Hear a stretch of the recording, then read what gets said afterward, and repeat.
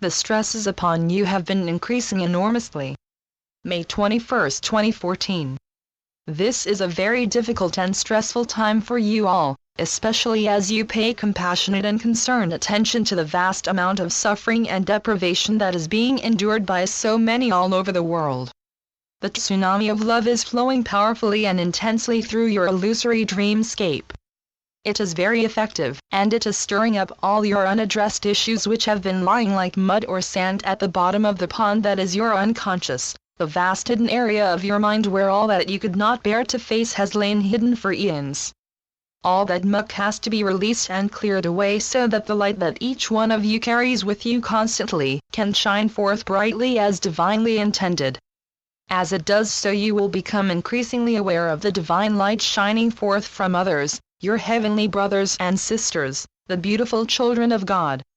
You are all brilliant and divine beings who have hidden your light so well from yourselves that you have almost forgotten. Indeed, some have forgotten that your true nature is an eternal and divine nature which can never be discarded or lost.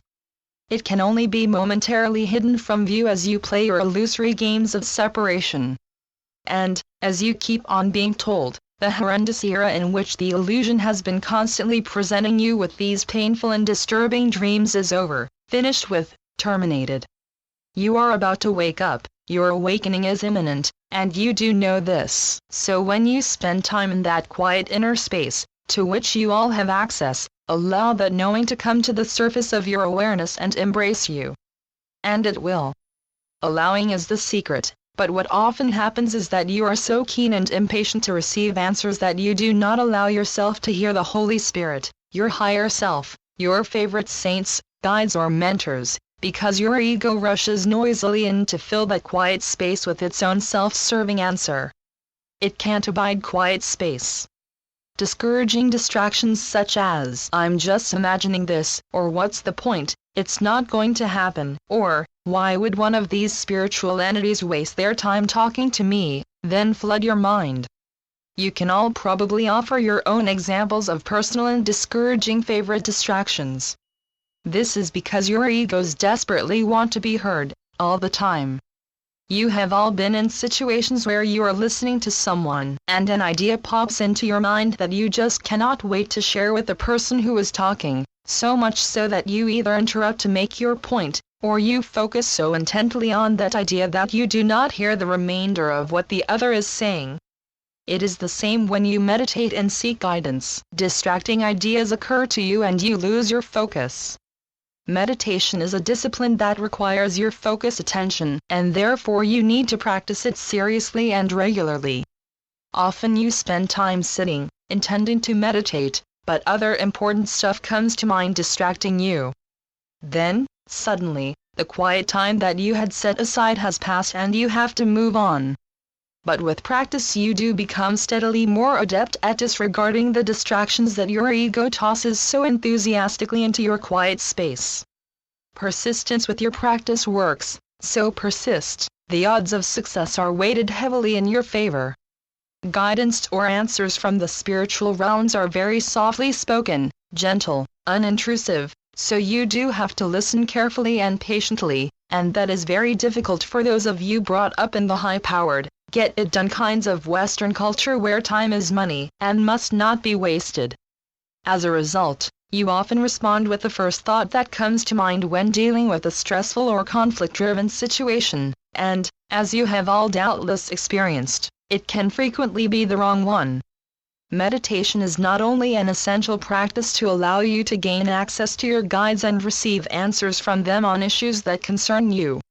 It also trains you not to react too quickly, and possibly impulsively, in your daily lives when communicating with others, but instead to pause and make space for all the appropriate responses available to you to present themselves, putting you in a far better position to deal with whatever the situation demands.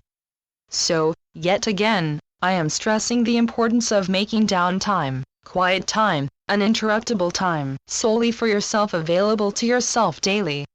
The stresses upon you have been increasing enormously as more and more of the deceit and corruption on which the world, the illusory world, turns is disclosed, demanding that you sit up and take notice. The old days, When you thought that you could trust your duly elected governments and their agencies, and your supposedly responsible multinational corporations to take care of the interests and well-being of the majority, are long over.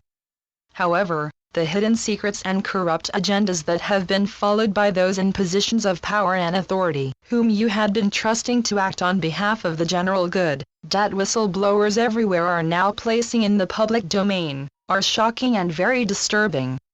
To be shown how blatantly your trust has been betrayed is stunning, and then numbing as that betrayal appears to be forever ongoing and unending. The only way to relieve the intense stress that this unfolding torrent of deceit and betrayal is causing is by taking time out, daily. In that time remind yourself that everyone, even one who appears to be totally evil and corrupt, is a holy child of God. When they, or anyone, behaves badly, it is truly a call for love. Only those in severe inner pain that they most vehemently deny, could behave so abysmally towards others.